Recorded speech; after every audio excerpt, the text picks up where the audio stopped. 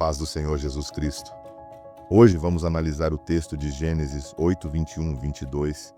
Esse texto nos oferece uma visão sobre a natureza humana e a promessa de Deus. Este texto nos convida a refletir sobre a condição humana, a bondade inerente e a fidelidade divina. Vamos explorar juntos essas ideias e descobrir como elas podem nos impactar hoje. A princípio, o relato do dilúvio é uma narrativa que ressoa em várias culturas antigas, cada uma com suas próprias versões de um cataclismo global. No entanto, a narrativa bíblica se destaca por sua ênfase na justiça e na misericórdia divinas. Durante o período em que Gênesis foi compilado, a sociedade era marcada por uma visão de mundo onde os deuses eram frequentemente vistos como seres volúveis e imprevisíveis. Nesse cenário, a narrativa de Noé e do dilúvio oferece uma visão distinta de um Deus que, embora justo, também é misericordioso e comprometido com a preservação da vida. Já no contexto imediato da narrativa, Gênesis 8, 21, 22 descreve o momento em que Deus faz uma promessa solene após o dilúvio. O mundo havia sido purificado pela água, e a arca de Noé repousava sobre as montanhas. Gênesis 8:4 menciona: no 7º mês, no dia 17 do mês, a arca repousou sobre as montanhas de Ararat. O Monte Ararat está localizado na região da Anatólia Oriental, na atual Turquia, perto da fronteira com a Armênia e o Irã. Em meio a essa cena de renovação, Deus declara: nunca mais amaldiçoarei a terra por causa do homem, pois o seu coração é inteiramente inclinado para o mal desde a infância, e nunca mais destruirei todos os seres vivos como fiz desta vez. Em função disso, podemos perguntar quais as razões pelas quais essas promessas são significativas para nós. Primeiro, ela reconhece a inclinação humana para o mal, uma ideia que ressoa com a doutrina do pecado original, que seria desenvolvida mais plenamente em momentos posteriores. No entanto, ao mesmo tempo, Deus promete não repetir o julgamento através de um dilúvio. Esta é uma afirmação de compromisso e fidelidade, um sinal de que, apesar da natureza imperfeita da humanidade, Deus está disposto a oferecer uma nova chance. Assim, vamos analisar essa passagem sobre alguns aspectos percebidos nesse texto.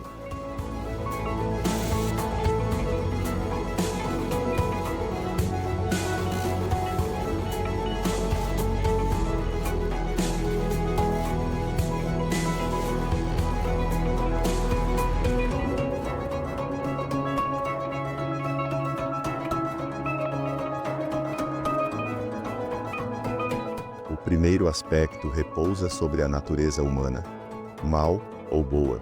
No versículo 21, Deus diz: nunca mais amaldiçoarei a terra por causa do homem, pois o seu coração é inteiramente inclinado para o mal desde a infância.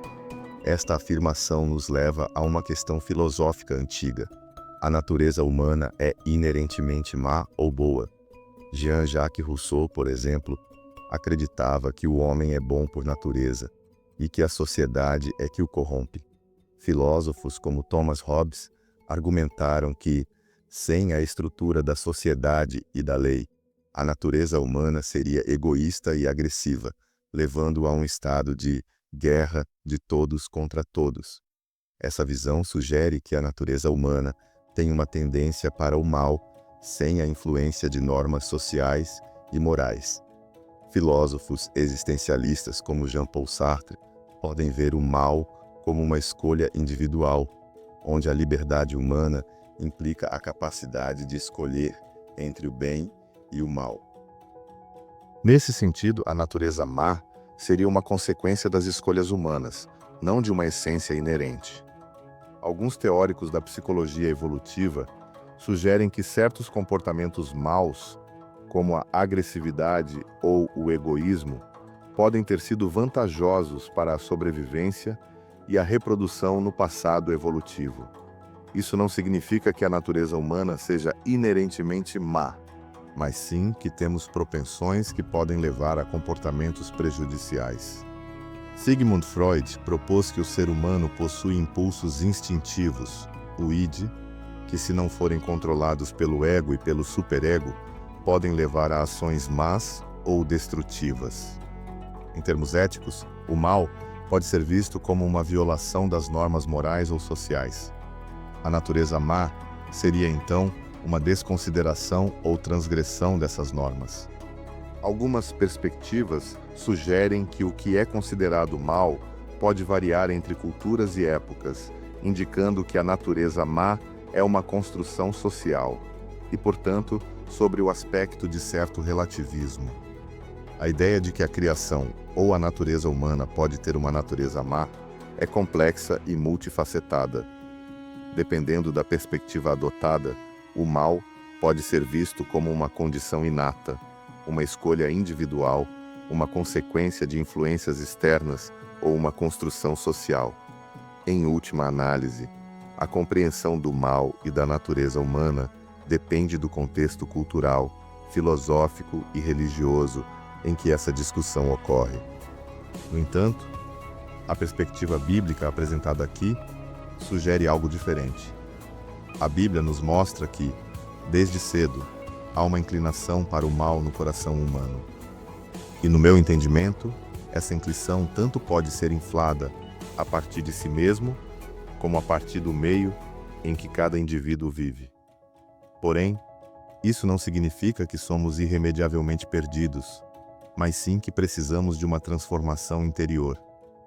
É aqui que a graça de Deus entra em cena, oferecendo-nos a possibilidade de renovação e mudança.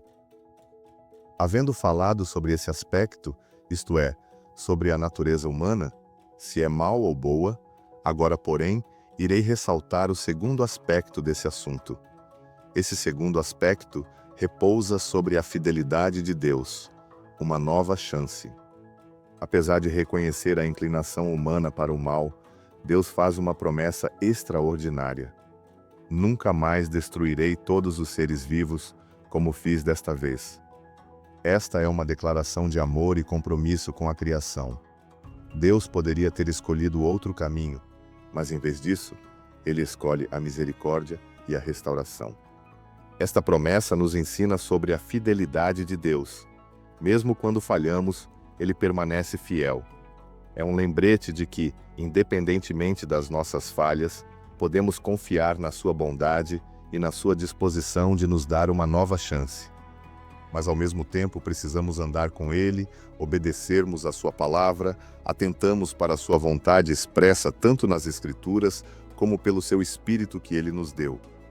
É interessante observarmos que nessa perspectiva de sua fidelidade existe a promessa da semeadura. Uma certeza que podemos ter é que a sucessão das estações continuará como antes. Será que já paramos para considerar que esse tipo de constância em nossa vida é uma bênção de Deus? Essa promessa foi uma resolução do coração de Deus, instituir as leis naturais de tal maneira que a semeadura e a colheita não acabem enquanto durar a terra. Portanto, este ano também haverá semeadura e colheita. Isso não significa que ignoramos os milhões que passam fome, mas em nada tal coisa se relaciona a Deus, e sim à iniquidade dos homens. A semente e o tempo de semear também existem em outra forma. A Bíblia afirma: o que semeia no Espírito, do Espírito ceifará a vida eterna. Gálatas 6:8. Semear é o que temos de fazer aqui e agora. A colheita vem depois, na eternidade.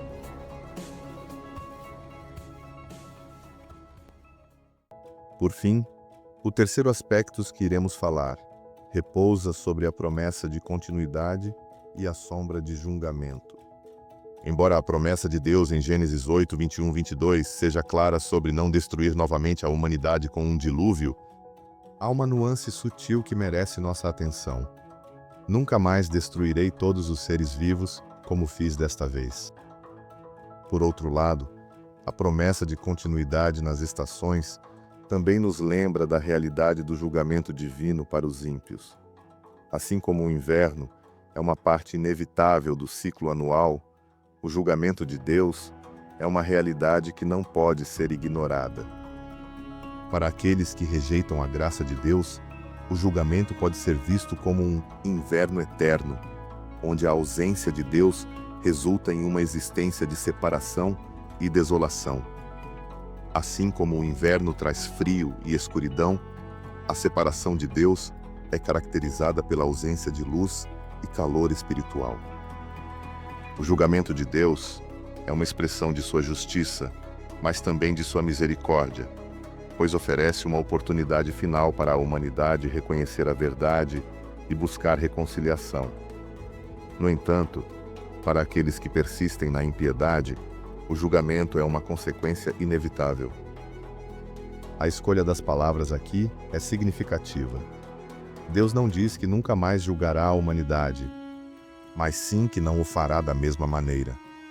Ora, esta nuance nos leva a refletir sobre a possibilidade de outros tipos de julgamento divino. A Bíblia, em outros textos, fala sobre o julgamento por meio do fogo, como em 2 Pedro 3,7.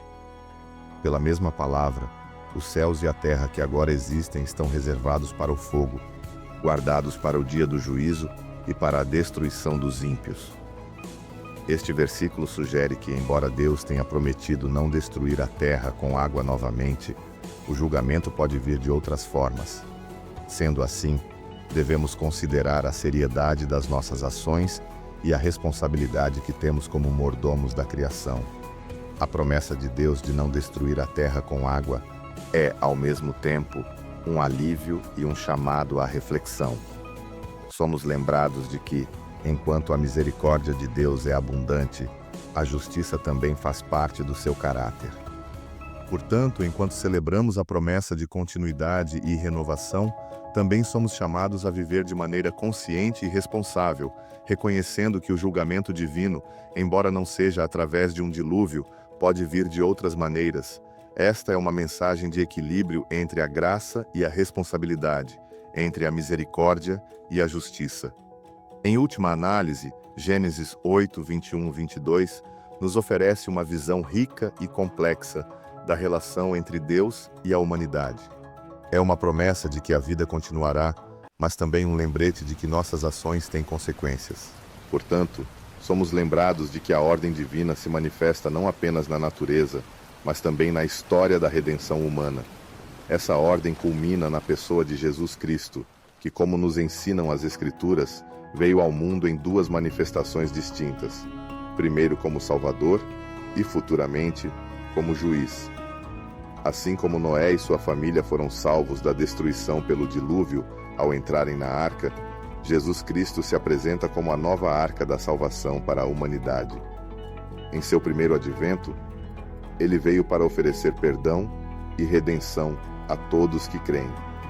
A mensagem do Evangelho é uma promessa de que, através da fé em Cristo, podemos ser salvos da condenação e experimentar a vida eterna. A vinda de Jesus como Salvador é um testemunho do amor e da misericórdia de Deus, oferecendo a todos a oportunidade de escapar do julgamento e encontrar nova vida. Assim como Noé confiou na proteção da arca, devemos confiar em Cristo como nosso único meio de salvação. No entanto, assim como o dilúvio foi um ato de julgamento divino, a segunda vinda de Cristo será marcada por sua função como juiz. Jesus mesmo nos advertiu, em Mateus 24:37, que como nos dias de Noé, assim será a vinda do Filho do Homem. Nos dias de Noé, a humanidade vivia em desobediência e ignorância até que o julgamento veio de repente.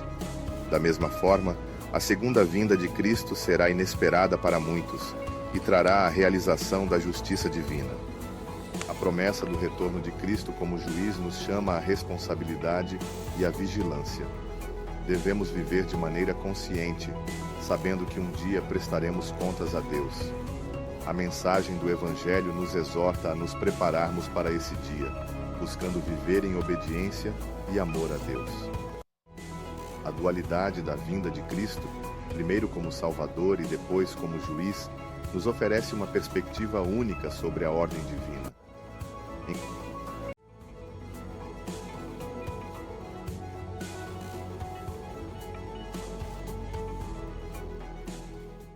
possamos viver com a esperança da vida eterna, confiando em Cristo como nosso Salvador e com a consciência de que um dia Ele virá como juiz.